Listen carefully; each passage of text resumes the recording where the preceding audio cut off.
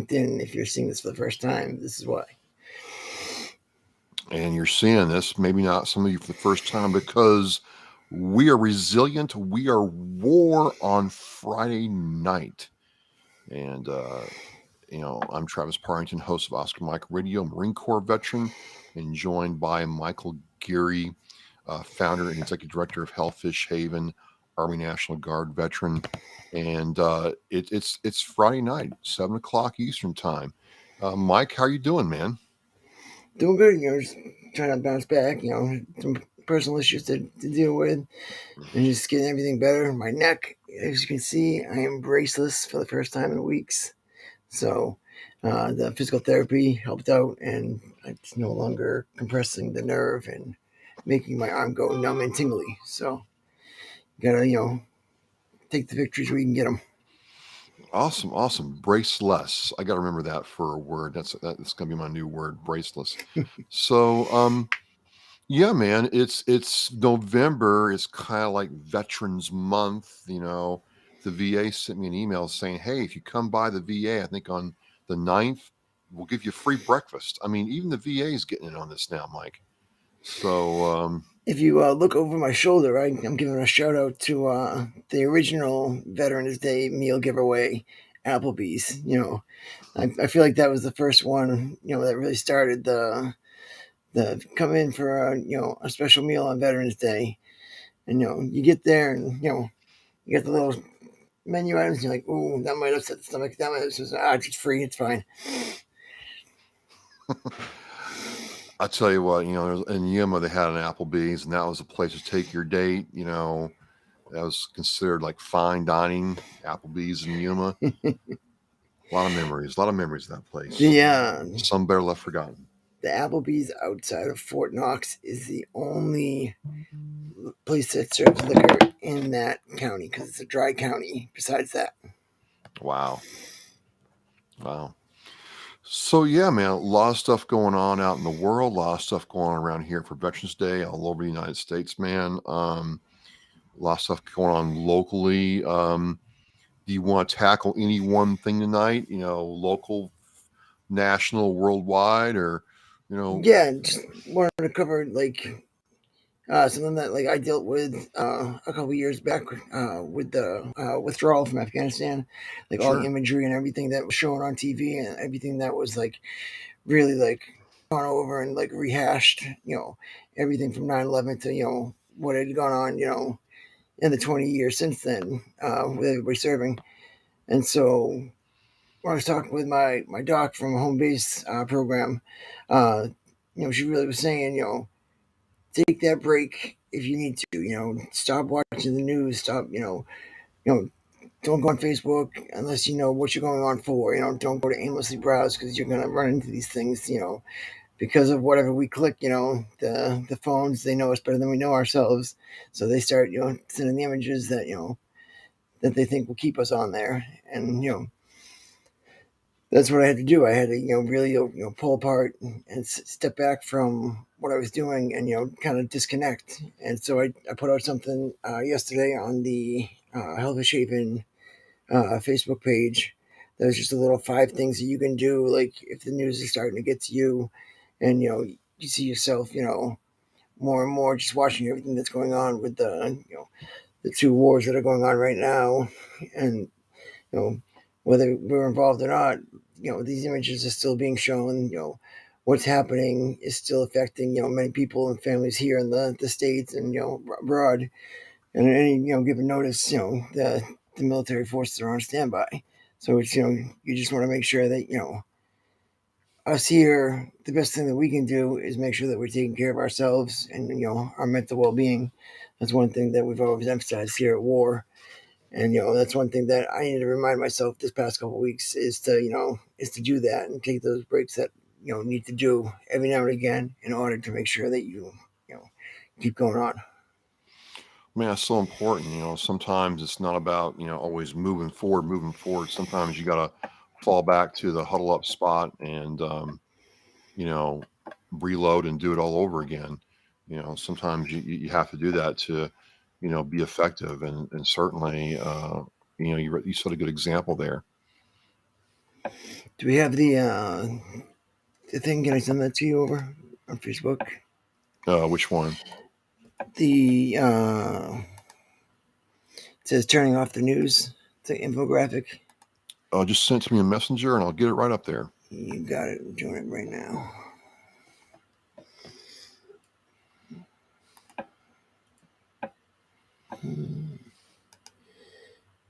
It's crazy the stuff that gets done sharing in minutes. Everything nowadays. Instantaneous, man. Instantaneous. Boom. So this was just some of the drafted up to just be able to share with people and let them know what I've dealt with and things that have helped, and then I just able to go and really attack it and label this is what we've got. Why didn't I get your?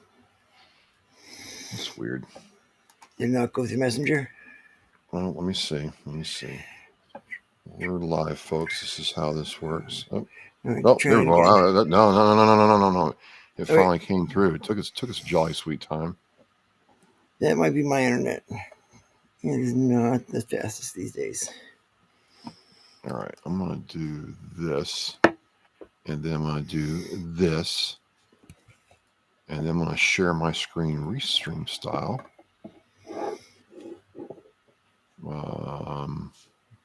Window. Hey, almost like I know what I'm doing, except I gotta blow it up.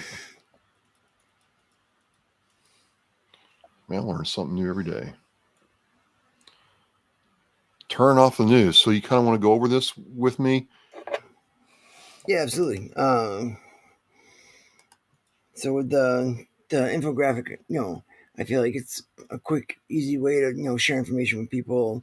I can drop it in different veteran groups that I'm part of. Folks can take it, use it, make it their own. Pass along the word.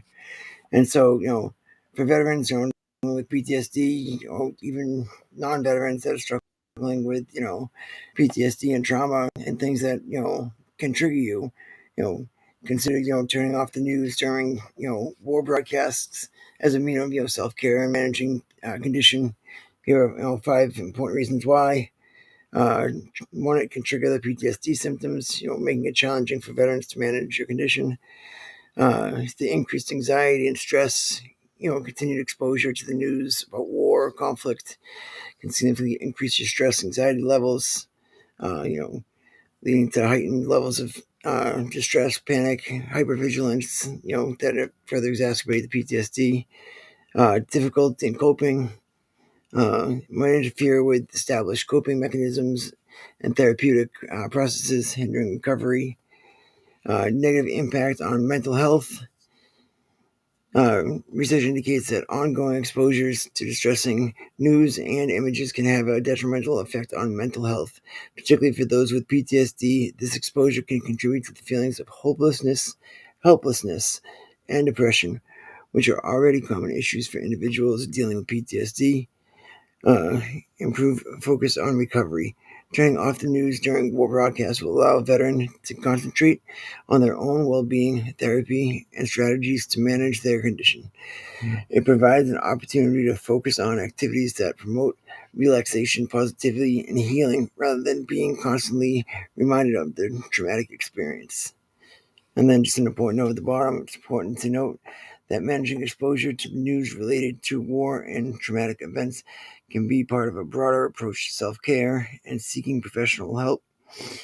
Veterans with PTSD might benefit from setting clear boundaries about their media consumption and seeking guidance from mental health professionals on how to manage triggers and cope with their condition effectively. And then, of course, on the bottom, we've got, the helpishhaven.org, where we've got resources available, and the Veterans Crisis Line, 988. Press 1 for veterans, or just 988 if you want to call and you're an on veteran that is in need of mental health. And then there's also the Massachusetts Behavioral Health Helpline. I don't have their thing posted on there, but they are available. I should have their thing ready to go. Gil be mad.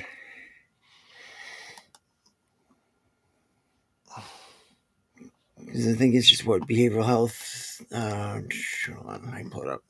Just pull up. I'll get it. Yeah, Mass health line.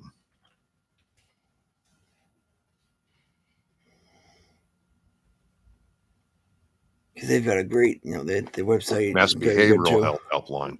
Yeah. Oh God. What call or text? I got it. I might got it, Mike. I got it, Mike. Okay. So you've got Veterans Day coming up. Yeah, I know there's a lot of things going on. Next week, I'd like to, I'm going to try to share everything that that's out there and available. I know there's usually resources that show like 105 different things for folks to do on Veterans Day, and like it's just one thing I want to remind people. If you do go out and you get a meal that's comp to you, make sure to take care of the server. They're still making $2 and something an hour, and they don't get they work based off the tip, off if you had paid for the meal. So I always want to make sure that you're tipping your wait staff and servers. Yeah, man. A lot of restaurants give away. I should give away, donate, whatever you want to call it. A meal at their place, or heavily discount their meals for veterans on that day, and restaurants will get bombed all day long, and those people are working, just like anybody else. So you got to take care of them. Um, I guess, Kira, I never really thought about this before. What's your like favorite thing to do for Veterans Day? Do you have a favorite thing you do? Because for me, I'm a Marine, so to me, the Marine Corps birthday is like the big one, and Veterans Day is kind of like the day I can, chill out a little bit. I mean, You can recover from the Marine Corps birthday. well, I don't even drink, man. It's like a full contact sport. But you know, what's your favorite part of Veterans Day? For me, when I was the commander of the Legion down in Foxborough, just really enjoyed the different things that we were able to host down there.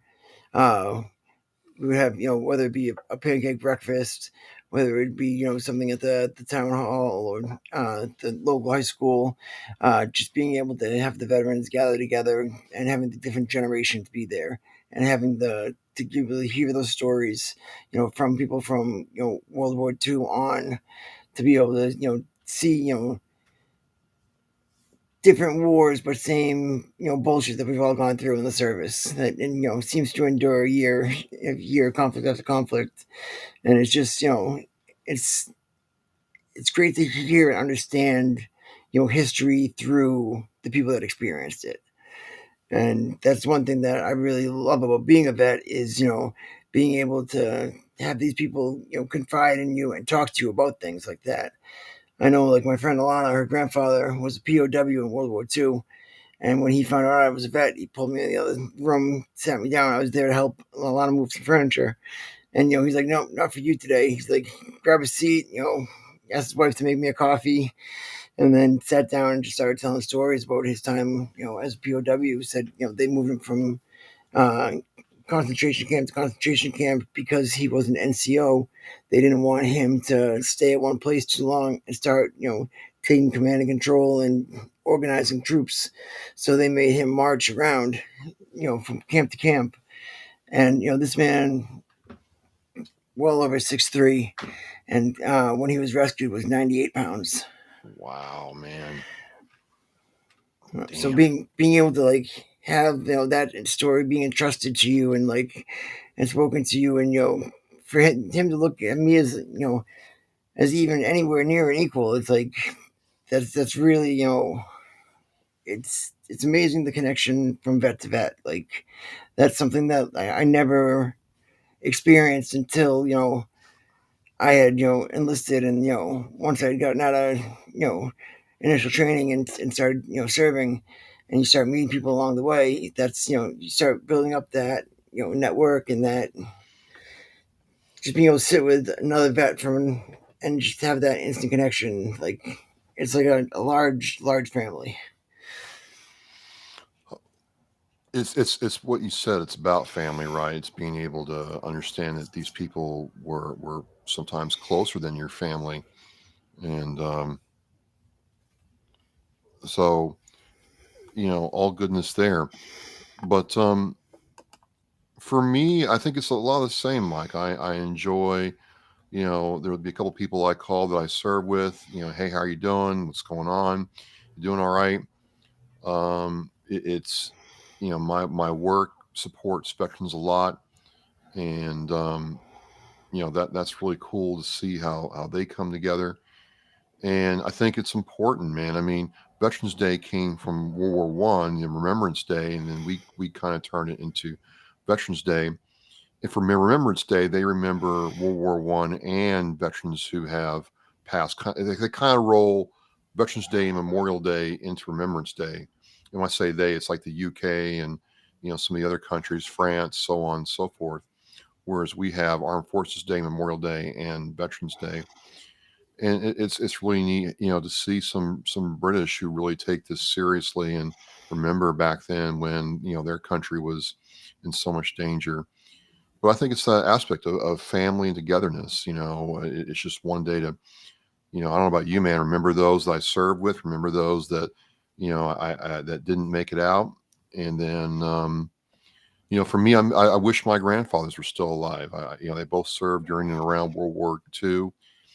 It would have been like now's the time. I'm like, I would have loved to really sit there and listen to their stories and understand what they're about. So, And stuff too, because when we're younger and we hear them talk, you don't really understand the relevance and the importance of it until sometimes it's too late and too long. So that's why I appreciate podcasts like yours that document veteran stories and be able to share those for time long time to come. People be able to go on to the different podcasts that are available and these different recorded sessions that are out there and be able to share you know a veteran's story long past their time here.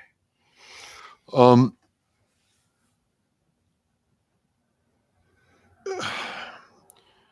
I think one thing too, man, that I'm happy to see is a lot of young people are still very curious about Veterans Day and what's going on. It's very encouraging to see.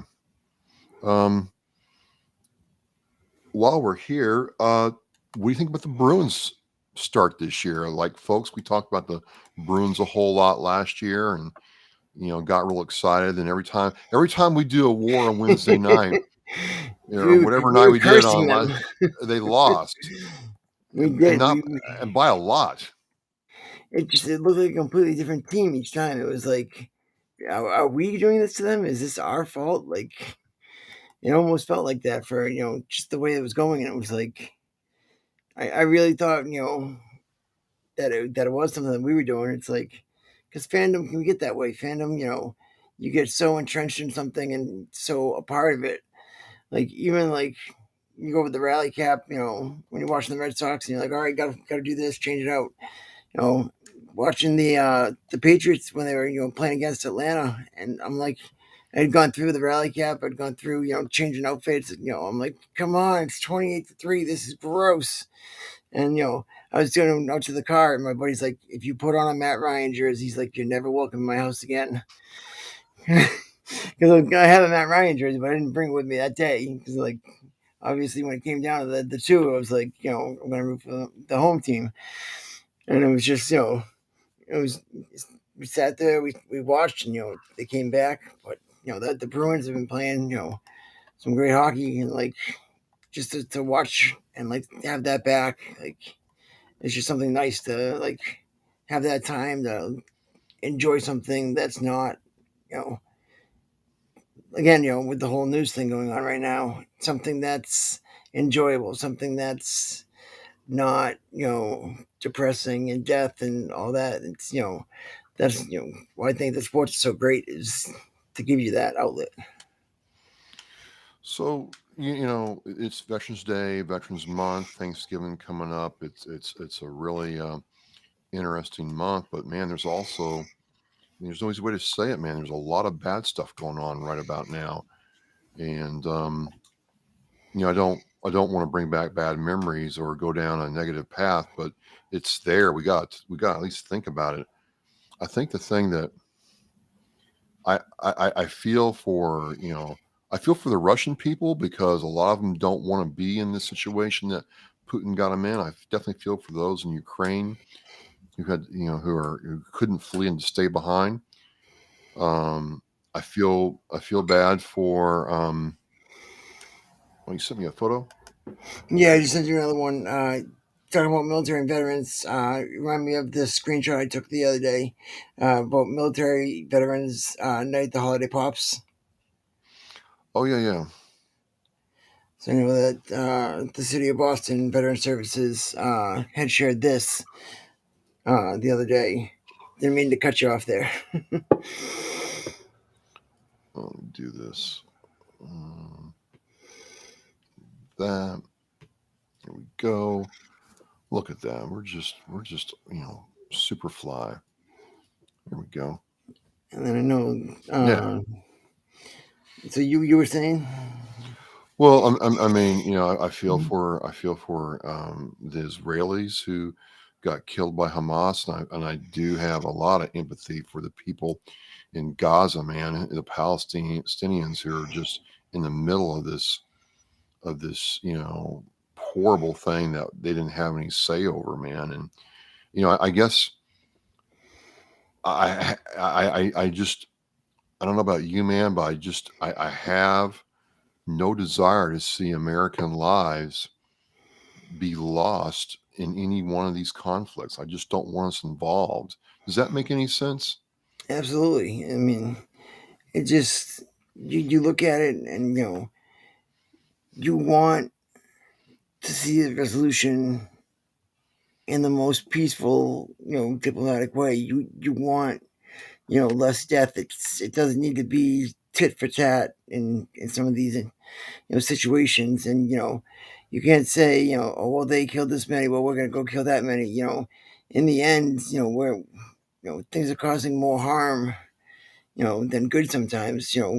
When you drop a bomb on a building to kill three targets, but then 1,700 are wounded or injured, and countless dead, and it's like, was it worth it for that target? And especially with situations now too with the hostages and things like that, it's like it just makes things extra difficult for everybody involved. Making sure you're getting the right intel, making sure you're striking the correct targets. It's and you don't want to see men and women go over there 18, 19 years old, when they're supposed to be starting their lives, go over there, something tragically happens, and they're not here anymore. So I mean, as a soldier that went to Iraq three times, I love what I was able to do. I love the men and women that I served with, but the mission as itself, I think America could have done a lot better. Like, and I think had we waited and got more information about going in, it would have been a whole lot different.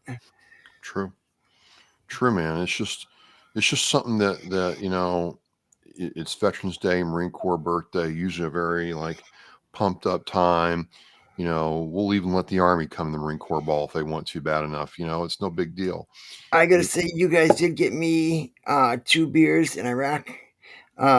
We celebrated the Marine Corps birthday because we were in the Anbar province in Iraq, and for the Marine Corps birthday, they allowed everybody in the province to have two beers. You had to drink them right in front of senior leadership, but you could have two of them, and you could have, it was either for the base we were at, it was you have two Coors Light with two Guinness, and I was like, yeah, Guinness, please. Give me a loaf of bread to drink. And it's like, you're sitting there and you're like, it's very awkward to stand in front of your leadership and, down two beers, but, it's you're in the middle of the desert and it's, the Marine Corps birthday. So, inshallah. what's that like? I mean, for you beer drinkers who haven't had beer for months on end, and then you hit a Guinness in the desert, that's got to be like a weird hit to the body. Oh, it was wonderful. It was like that last drop, and like you're watching people like throw away their cans, and like you see it like dripping into the trash, and you like wish your tongue could stretch out and grab that last bite, and you're like, you just didn't want it to end. It was like, was I in a mirage? Like, is this really happening? Because for me, I'd done two tours before that were completely, the the rule was, no drinking. That was it. It wasn't allowed. You know, Right. there was, guys that, did get around that with care packages and things like that. But, it was, a risky business to, send booze over to guys. And then same thing too. I know, like, even our international partners, like overseas, like they were allowed to drink and do things. Like there was liquor stores in Baghdad, like on like within the green zone. It's just the American soldiers weren't allowed to use them. The contractors could use them. They could, get white girl wasted and then go out on mission. And we had to stay there and stay sober and be angry. Well, it's good to have you back, my man. It's Friday night. This is actually pretty fun and worked out real well. And it is going to be Veterans Day. It's going to be Marine Corps shoot Thursday, getting ready for the Marine Corps birthday and everything, man. Well, Do you have any plans for the Marine Corps birthday this week or next I week? don't know, man. A couple things going on. I got a couple of things going on. Veterans Day that I got to do, but you know, I my I tell people, I said, I have fun at the Marine Corps ball, absolutely, but the best ones, the ones that remember the most, man, are the ones where we did the Marine Corps ball. And we were at Fort Bliss, Texas, at an Army base, and is a small but very cool affair because all the officers and the enlisted had to do the ball together, and that was really cool. And then some of the ones in Yuma, man. And the reason I say that is because some of those guys who you go the ball with, aren't there anymore. You can't talk to them. You got a picture and you realize, wow, okay, so glad I took that thing. So it's hard for me to get. I'll go to my like Marine Corps League if they have one. I'll go to that one, right? Hmm. But just one where it's a Marine Corps ball with people I don't know, it's hard. It hits different if that makes any sense. Absolutely. Yeah, yeah, yeah. But got some good things going on for Veterans Day, and Massachusetts has its problems. Massachusetts has its faults and flaws, but you got to admit they come out big for Veterans Day in this state. They really do. We do, and like, that's one of the great things about the state is from the welcome home bonuses that that cover everybody that serves, guys that if you go overseas or not, Massachusetts still make sure that you get a bonus to come home and say thank you for your service. The coverage for college, how they have it set up for veterans to get free education at your community colleges and your state universities. It really is a lot of great things. Even chapter 115 for veterans and financial struggles. If ever there's somebody out there that that needs any of that stuff, please don't hesitate to contact us.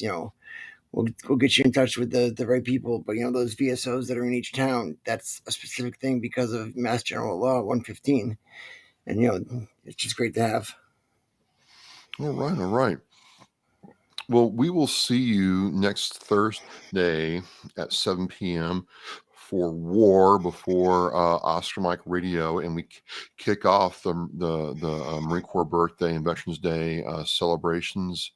And for those of you that served, we salute you, and hope you'll take this time to remember things. Mike, it's great to see you back again, man. You've been Oscar Mike, and I'm glad you're you know here tonight on a Friday night. This worked out too. Absolutely, it's good to be out here. And if anybody needs anything, like I said, get up at the website hellfishaven.org.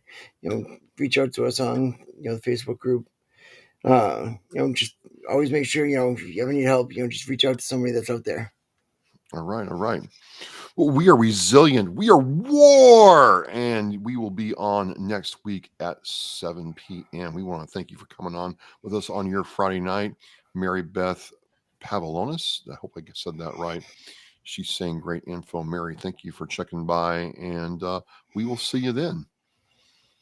And we are out.